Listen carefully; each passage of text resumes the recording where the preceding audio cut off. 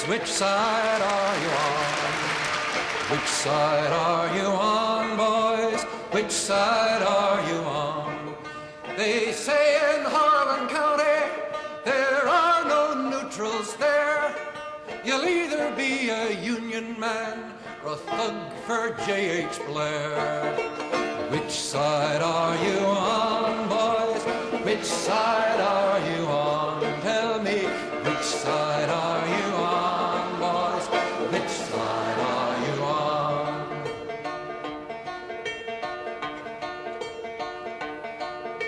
My daddy was a miner, and I'm a miner's son. He'll be with you, fellow workers, until this battle's won. Tell me, which side are you on? Which side are you on? Sing it! Which side are you on? Which side are you on?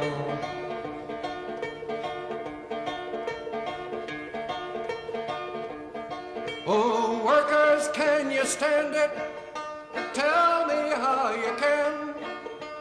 Will you be a lousy scab, or will you be a man? Which side are you on? Which side are you on? Tell me, which side are you on? Which side are you on?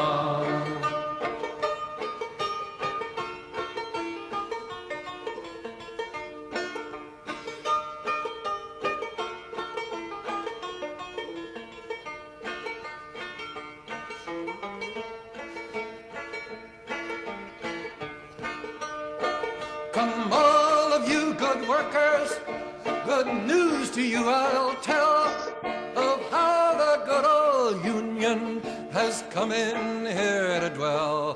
Tell me, which side are you on, boys? Which side are you on? Tell me, which side are you on, boys? Which side are you on?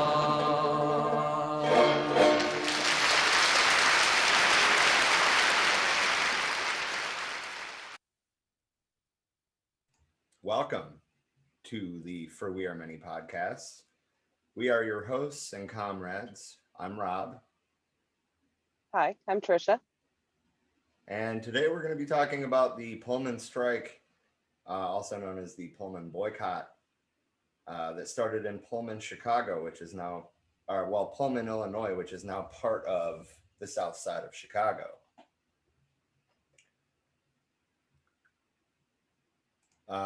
A little bit of backstory into Pullman, Chicago, since that's where this whole thing started. The town was built in the 1880s by George Pullman as workers' housing for employees of his railroad car company, the Pullman Palace Car Company. He established behavioral standards that workers had to meet to live in the area and charge them rent. Pullman's architect, Salone Spencer Beeman, was said to be extremely proud that he had met all the workers' needs within the neighborhood he designed. The distinctive row houses were comfortable by standards of the day and contained such amenities like indoor plumbing, gas, and sewers, which, I mean, really in the 1880s was a quite uncommon thing. There was right. They were planning ahead well there. Right. Yeah, for sure. They were building that to last, and to be attractive to the people they wanted to draw there.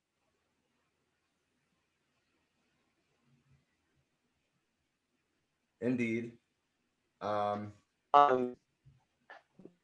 the Depression that followed the Panic of 1893, demand for the Pullman cars slackened.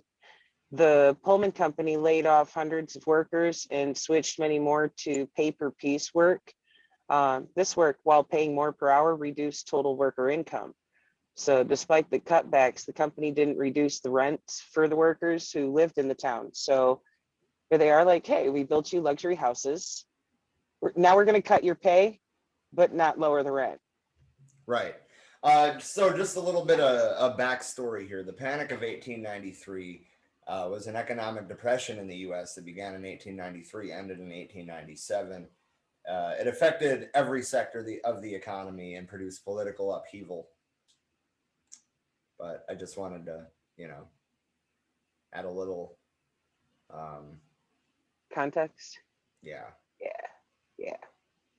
Workers initiated the Pullman Strike in 1894, and it lasted for 2 months, the 11th of May to the 20th of July, eventually leading to intervention by the U.S. government and military. The Strike Commission, set up in 1894, ruled that the aesthetic features admired by visitors had little monetary value for employees. So I'm not going to go too much deeper into Pullman, Chicago. But after George Pullman died, the Illinois Supreme Court required the company to sell the town because operating it was outside the company's charter. In 1889, the town and other major portions of the South Side were annexed by the city of Chicago. Within 10 years, the city sold the houses to their occupants. After the strike, Pullman was gradually absorbed as a regular Chicago neighborhood, defined by distinguishing Victorian architecture. With the industrial and railroad restructuring beginning in the 1950s, many jobs were lost in the city. The neighborhood gradually declined along with work opportunities and income. People began to move to newer housing in the suburbs. In 1960, the original town of Pullman, approximately between 103rd and 115th Streets, was threatened with total demolition for an industrial park. So, forming the Pullman Civic Organization, the residents then lobbied the city and saved their community, and it reached its peak population in 1970. So I think the last thing that I really want to talk about is the demographic today. The racial makeup of Pullman is 7.1% white, 82.8% African American, 0.5% Asian, and 1.1% from other races.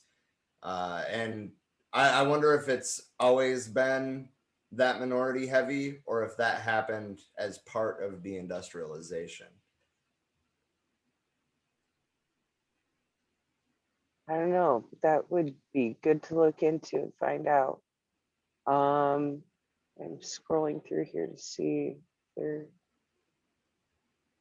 no historical reference, at least on this for that, but should see if we can find the census data from the 1880s when they first built the city. Although actually the census data even listed here for total population only goes back to 1930. Yeah. So I don't think, based on my preliminary search, I don't think that information is available. Onto the Pullman strike. It was a widespread railroad strike and boycott that severely disrupted rail traffic in the Midwest United States in June and July 1894. The federal government's response to the unrest marked the first time that an injunction was used to break a strike. Amid the crisis, on June 28th, President Grover Cleveland and Congress created a national holiday, Labor Day, as a conciliatory gesture toward the American labor movement. In other words, much like Juneteenth today, it's a please don't riot concession. Right. So, wow, in response, that puts Labor Day in context. Yeah, doesn't it? In response to financial reverses related to the economic depression that began in 1893, the Panic of 1893, the Pullman Palace Car Company, a manufacturer of railroad cars, cut the already low wages of its workers by about 25%, but did not introduce corresponding reductions in rent and other charges at Pullman, its company town, near Chicago, where most of the Pullman workers lived. As a result, many workers and their families faced starvation when a delegation of workers tried to present their grievances about low wages, poor living conditions, and 16-hour workdays, fuck that, directly to the company's president, right, George Pullman. He refused to meet with them and ordered them fired. The delegation then voted to strike, and Pullman workers walked off the job on May 11th, 1894. As soon as the plant had emptied, company representatives posted signs at all the gates. The works are closed until further notice.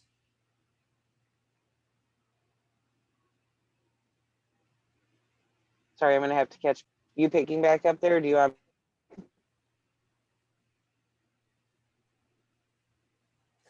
At the time of the The time strike, of the strike, 35%. go ahead. You're good. Cut. Well, you didn't answer me. You just sat there after I asked you, do you want to pick back up there? Do you want me to? And you sat there. So I'm like, okay, I'll talk. At the time of the strike, 35% of Pullman's workforce was represented by the American Railway Union, the ARU, which had led a successful strike against the Great Northern Railway Company in April of 1894.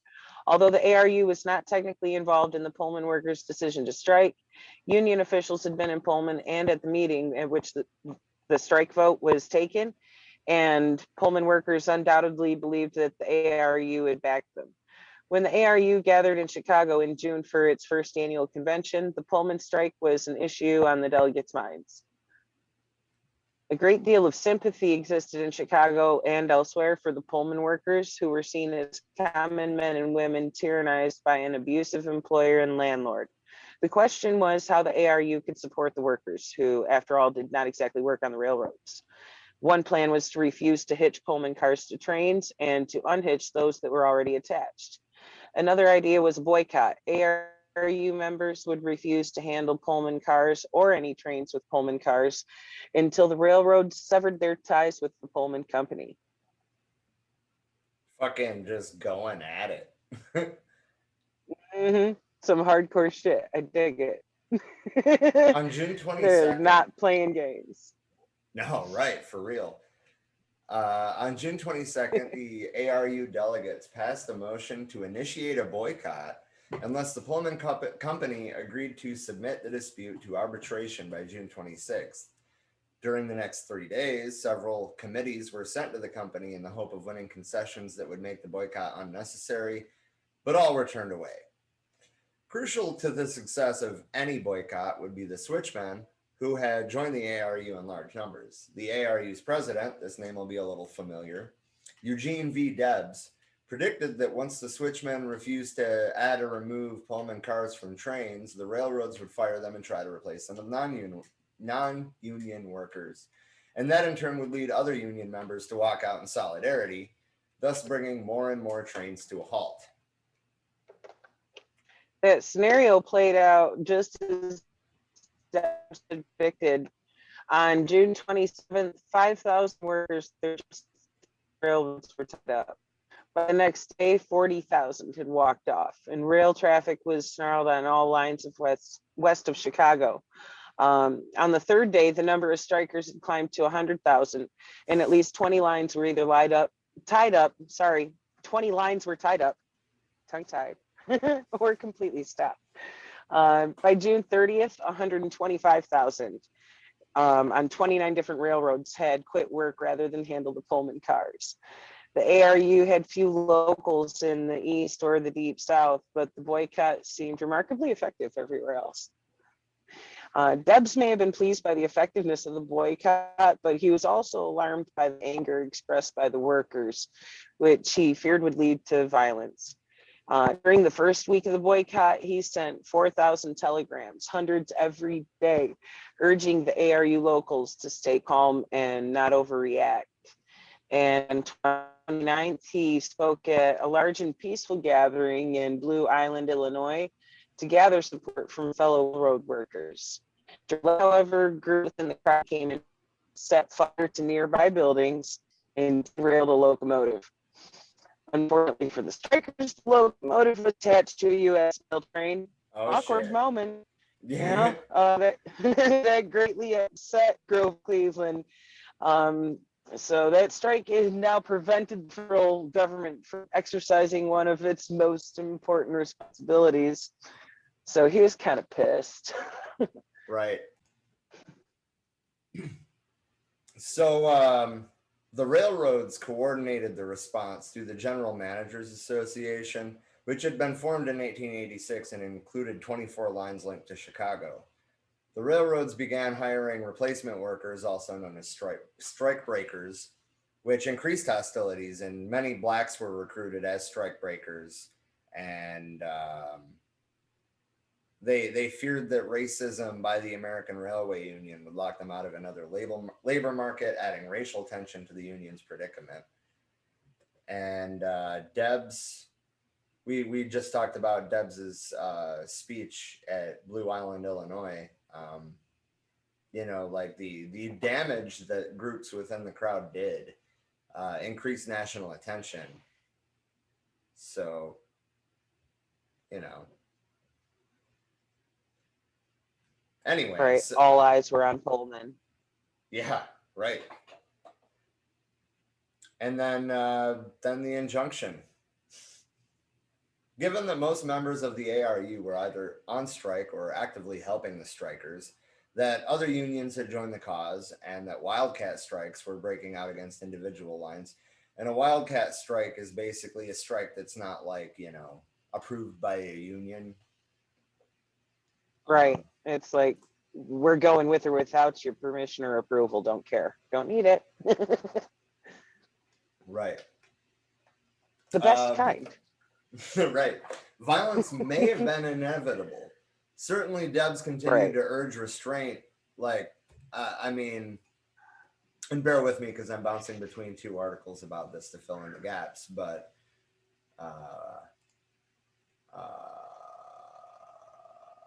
he urged restraint. He was sending literally hundreds of telegrams per day, like back and forth with the strikers. And that's an important detail coming up, but we'll get to that. But it was no use. When the sheriffs in Vermilion and Marion counties informed Illinois Governor John Peter Altgeld that they Altgeld? Right, that they feared that local labor actions would spiral out of control, Altgeld sent 6 companies of militia to Danville at the beginning of July and another 3 to Decatur, with orders to quell any rioting and clear the way for trains. Just another example of how the capitalist powers that be will always put property over human life. Right. That's just what they do. But by early July, however, the federal government had already acted. In Washington, D.C., a majority of the president's cabinet supported Attorney General Richard Olney's demand that federal troops be sent to Chicago to end the reign of terror, he called it. Don't we still hear that kind of narrative now? Yeah. It's propaganda is bullshit. Fucking painting something as this is a threat when it's like, no, these are people standing up for their human rights. The Capitol Hill Autonomous Zone in Seattle, for example, or George Floyd Square. We hear the same reign of terror kind of logic and accusations as fear-mongering. Yeah. Reactionary bullshit of like, oh my God, there's a portion of the city that's not accessible to cops. Yeah, it's great. Fuck. You know, that's a good thing. That's called taking back your power. Right. But it's amazing how the people who always want to bootlick that hard to and pretend like everything must be maintained by law and order and the police, they're always the motherfuckers who never need the cops, for one, because, you know, you don't see people who are never exposed to any type of fucking actual societal problems and oppression having to deal with the fucking cops, other than like, oh, you poor thing, did you get a ticket one time? You know, so I want to they don't see it themselves. I want to talk kind of briefly about who Richard Olney was. Richard Olney was the U.S. Attorney General at the time, but he had been a railroad attorney and still received a $10,000 retainer from the Chicago, Burlington, and Quincy Railroad in comparison to his $8,000 salary as Attorney General. I'm just saying. Right. That puts shit in perspective too. On July 2nd, he had obtained an injunction, from Circuit Court judges Peter S. Grosscup and William A. Woods, both of whom had strong anti-union sentiments that prohibited the ARU leaders from compelling or inducing, And I'll put that in quotes too, of the compelling or inducing any employees of the affected railroads to refuse or fail to perform any of their duties. Fuck that. Fuck that. That's basically being like, you don't have the right to not go to work if you don't like the conditions. Fuck you. You know? The injunction, which invoked both the Sherman Antitrust Act and the Interstate Commerce Act, also prevented ARU leaders from communicating with their subordinates. So Debs, who had been trying to prevent violence, could no longer even send those telegrams advising against it. Hundreds of telegrams a day back and forth. All of a sudden, there was none. So they kind of forced the workers into this box, really. Right. They're giving them no option but to use violent means to defend themselves when they're literally being, you know, violated in such a manner to have a judge try to tell them, no, you have to go back to work. No, you don't. Right. So basically this injunction barred union leaders from supporting the strike, and demands that strikers stop or get fired. And Debs and other ARU leaders completely ignored the injunction, and federal troops were called up to enforce it. While Debs had been reluctant to start the strike, he threw all of his energy into organizing it. He called a general strike of all union members in Chicago, but this was opposed by Samuel Gompers, head of the AFL, and other established unions, and it failed. And I've said this before, but I want to do a piece completely on the AFL, and then a piece on the CIO, and then the piece on the AFL-CIO, Right. and how they became like less and less radical over time. And well, I mean, really, it started early. Right. And it seems to go back to that neoliberal frame of mind of always starting from a point of concession. Well, I mean, at that time, it would have been more classical liberalism, but yeah. Either way, I mean, our system has always supported capital. It was designed to support capital. Yeah. So city by city, the federal forces broke the ARU efforts to shut down the national transportation system. Thousands of U.S. Marshals and some 12,000 U.S. Army troops, commanded by Brigadier General Nelson Miles, took action. President Cleveland claimed that he wanted the trains moving again based on his legal, constitutional responsibility for the mail.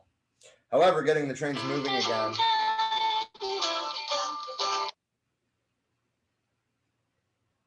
The hell was Sorry, that? that was my phone ringing.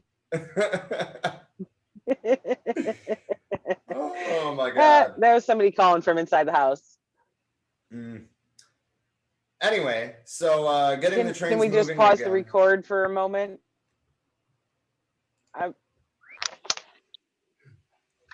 President Cleveland claimed that he wanted the trains moving again based on his legal, constitutional responsibility for the mail. However, getting the trains moving again would also aid his broader fiscally conservative economic interests and would protect capital, an issue arguably more motivating to justify the violent military intervention than just mail disruption.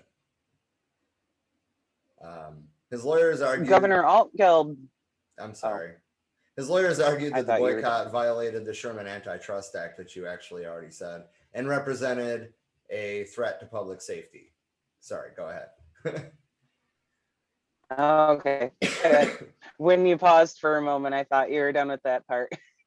Governor Altgeld was outraged. He immediately wired the president saying, surely the facts have not been correctly presented to you in this case, or you would not have taken the step, for it seems to me unjustifiable. Despite Altgeld's repeated protests, though, Cleveland continued to send the troops, even though the state militia seemed quite capable of handling the situation. And worried that given the terms of the injunction, he could no longer exercise any control over the strikers, Debs at first welcomed the troops, thinking that they might maintain order and allow the strike and boycott to proceed peacefully. But it soon became clear that the troops were not neutral peacekeepers at all. They were there to make sure that the trains moved, which would inevitably undermine the boycott.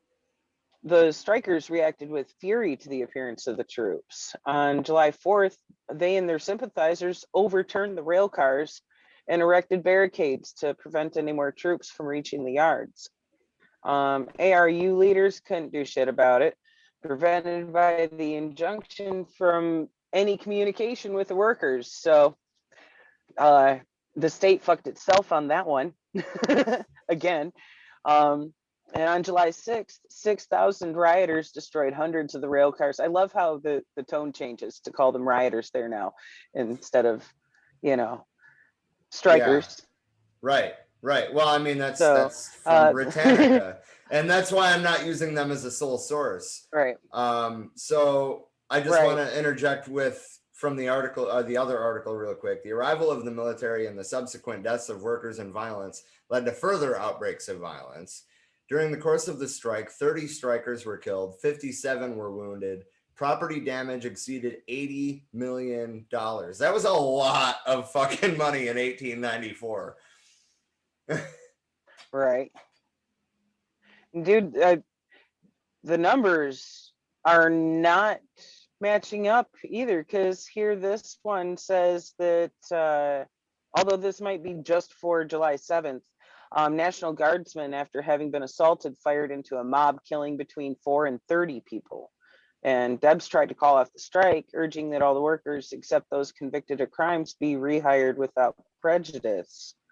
I wonder, if they're even referring to the same group of deaths. Was that another bunch of deaths a different day? Like they're just coming and slaughtering people. Well, no. By the time there was over the course of the strikes is the way it was worded. Okay. Thank you for clearing that up. And remember how we talked about the General Managers Association, which previously hadn't even been brought up in the Britannica article, by the way. But anyway, right. the General Managers Association, the Federation of Railroads that had overseen the response to the strike, refused and instead began hiring non-union workers, strike breakers. They don't use that terminology either. The strike dwindled and trains began to move with increasing frequency until normal schedules had been restored. Federal troops were recalled on July 20th. The Pullman Company, which reopened on August 2nd, agreed to rehire the striking workers on the condition that they sign a pledge never to join a union.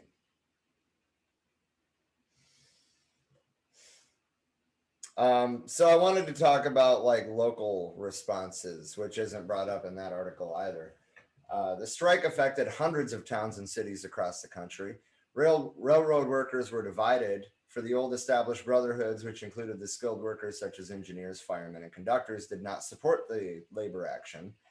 ARU members did support the action and often compromised unskilled ground crews.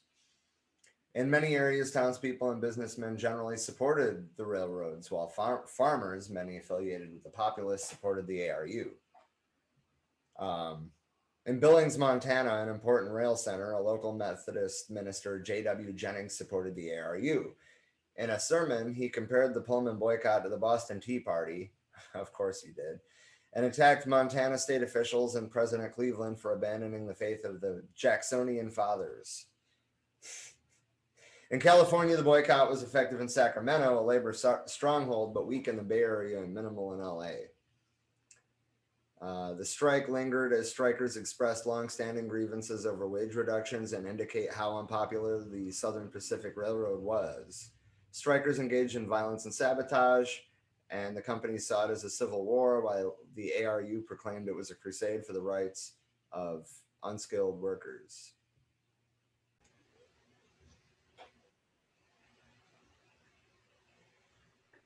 Public opinion was mostly opposed to the strike and supported Cleveland's actions. Republicans and Eastern Democrats supported Cleveland, the leader of the Northeastern pro-business wing of the party, but Southern and West Democrats, as well as populists, generally denounced him. Chicago Mayor John Hopkins supported the strikers and stopped the Chicago police from interfering before the strike turned violent.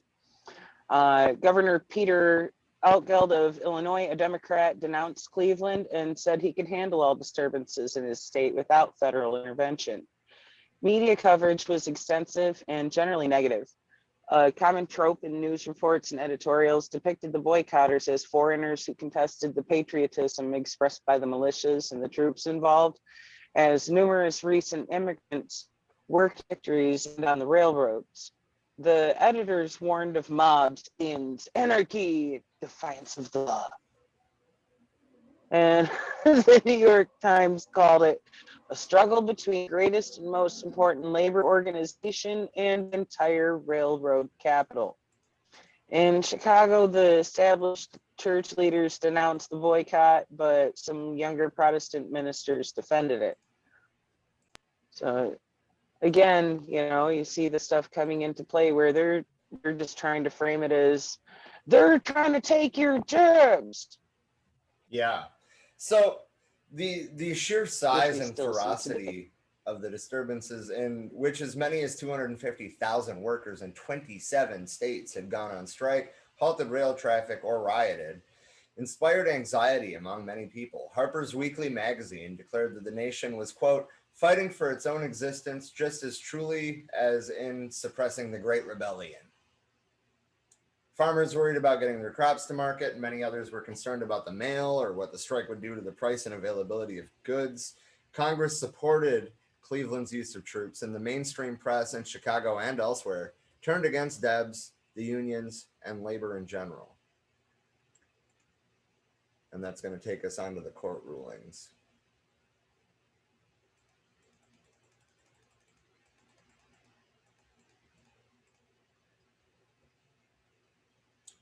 So on July 7th, at the height of the violence, federal officers arrested Eugene Debs and 4 other ARU leaders for contempt of court for violating the injunction and for criminal conspiracy to interfere with the U.S. mail. All 5 were soon released on a $10,000 bond. In December 1894, Debs and his co-defendants were tried before Judge Woods, who found them in contempt and sentenced them to 3 to 6 months in prison. The conspiracy charge was withdrawn during the trial. Debs and the others remained free on bail. However, while their attorneys, who by now included Clarence Darrow, appealed to the U.S. Supreme Court on the grounds that the defendants had been denied their constitutional right to trial by jury in a criminal case. In May 1895, Justice David J. Brewer delivered the unanimous 9-0 opinion of the court, which rejected Darrow's argument and upheld the government's use of the injunction against the strike. The ARU leaders surrendered themselves at the McHenry County Jail in Woodstock, Illinois in June 1895, and while confined, Debs began his journey from labor activism to socialism. And if you remember the Eugene Debs piece that we did, we kind of talked about him being in jail in Woodstock, being a large factor in his radicalization.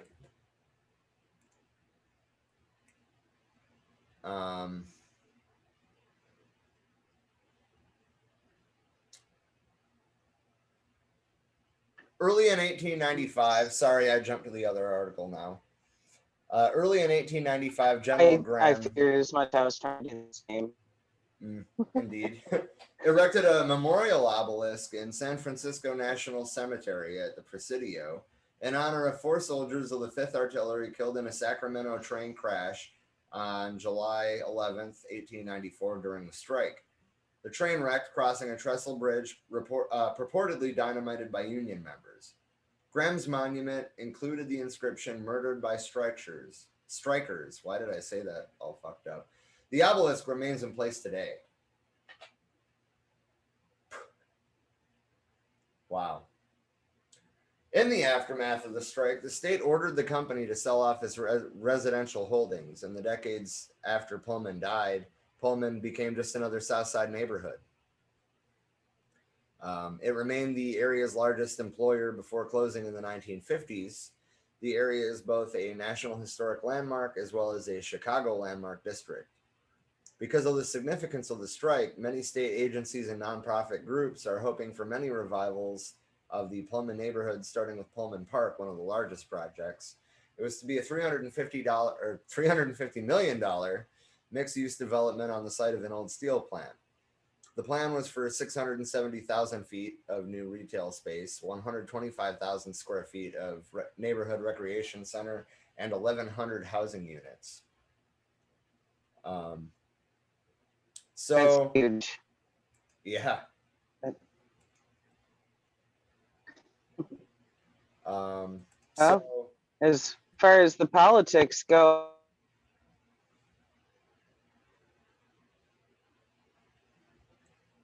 did you disappear into the ether again? Yep. Okay. Following his release from prison in 1895, ARU President Debs became a committed advocate of socialism, helping in 1897 to launch the Social Democracy of America, a forerunner to the Socialist Party of America. He ran for president in 1900 for the first of 5 times, the final one from prison, mind you, as head of the Socialist Party ticket. Civil as well as criminal right? charges. God, he was such a badass. Dude, right? Right. Especially for a man of his age in that time to run a fucking federal campaign from prison. I can't even imagine. Right. That is a dope ass move right there. Yeah. Civil as well as criminal charges were brought against the organizers of the strike. We kind of talked about that. The Supreme Court issued a unanimous decision that rejected Debs' actions. Cleveland's administration appointed a national commission to study the causes of the strike. It found George Pullman's paternalism partly to blame and described the operations of his company town to be un-American. In 1898, the Illinois Supreme Court forced the Pullman Company to divest ownership of the town, as we've talked about twice now, as its company charter did not authorize such operations. Much of it is now designated as a historic district. We already discussed that as well. And then we see the origin of Labor Day. In 1894, in an effort to conciliate organized labor after the strike, President Grover Cleveland and Congress designated Labor Day as a federal holiday. Legislation for the holiday was pushed through Congress 6 days after the strike ended. That's not a coincidence. Samuel Gompers, No, that's not. of the AFL, we briefly brought him up earlier, who had sided with the federal government in its effort to end the strike by the ARU, spoke out in favor of the holiday. That's how productive of a union the AFL was. They were like, "Oh no, we can't strike, but yeah, we deserve a holiday." What? Right. So now you get one more day off a year. Fuck, man. That's not really a compromise when it comes to the actual workers' rights they're fucking fighting for. Like, motherfucker, pay me enough to live.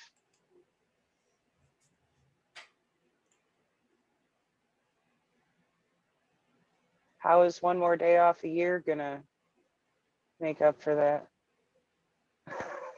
Right. Anyway, it's one of those things that is done as a placation. I think that in terms of like following the story of Debs, that we should,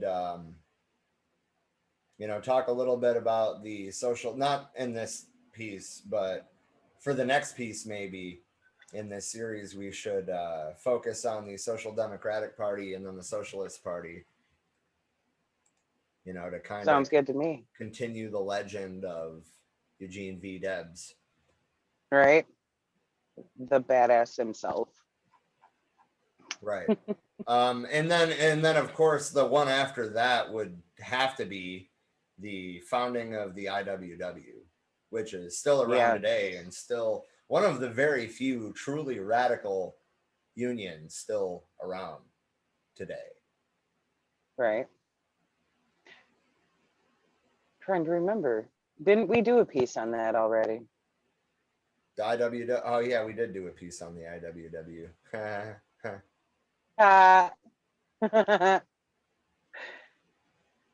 Say, you have to think back for a minute. Like, I'm pretty sure we did.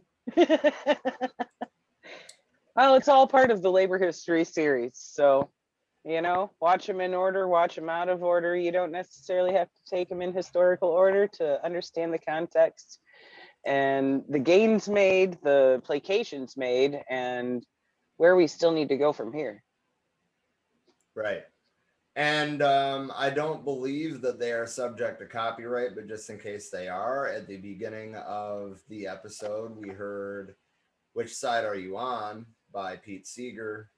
And the next one's going to be "Solidarity Forever," also by Pete Seeger. We do not own the rights to this music. I believe that they are not subject to copyright. And thank you for joining us today. You can find us on Facebook for We Are Many. We have two groups, the For We Are Many Education and Discussion group, which is quite an active group, and for We Are Many Mutual Aid Organizing group. Basically, the goal of that is if you need mutual aid or if you are involved in giving mutual aid, post about it. We can all help each other. Indeed. Um, Right. Every Monday we do a current event stream. It's available. Solidarity. Hell yeah. Every week we do a current event stream on Monday at 8 p.m. Eastern. That's available on our YouTube for We Are Many podcast, our Twitter at For We Are Many 2, and Facebook. And then every Thursday we do a Revolutionary Left book club piece. Currently, we are, I believe, a little over halfway through Bobby Seale's book, Seize the Time, the story of the Black Panther Party. And it's inspiring, to say the least. It is indeed. I love learning about the history there and the groundwork laid and why. It's beautiful.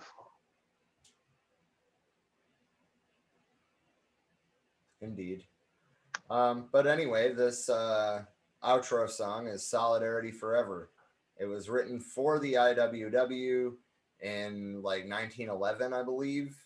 And I know that it at least as recent as the 70s, it was sang as the opening of most UAW meetings. I don't know if that's still the case today or not, but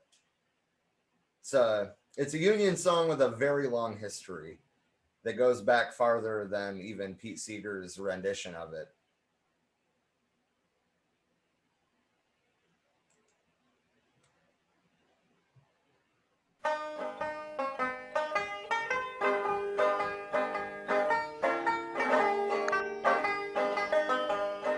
Solidarity forever. Solidarity forever.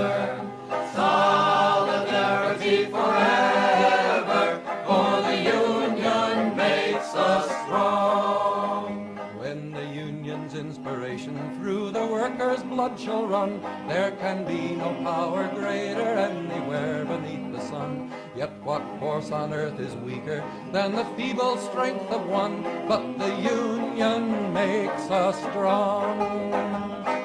Solidarity forever. Solidarity forever. Solidarity forever. For the union makes us strong. It is we who plowed the prairies, built the cities where they trade, dug the mines and built the workshops, endless miles of railroad laid. Now we stand outcast and starving mid the wonders we have made, but the union makes us strong. Solidarity forever. Solidarity forever. Solidarity forever. For the union makes us strong. They have taken untold millions that they never toiled to earn, but without our brain and muscle not a single wheel can turn. We can break their haughty power, gain our freedom when we learn that the union makes us strong. Solidarity forever. Solidarity forever. Solidarity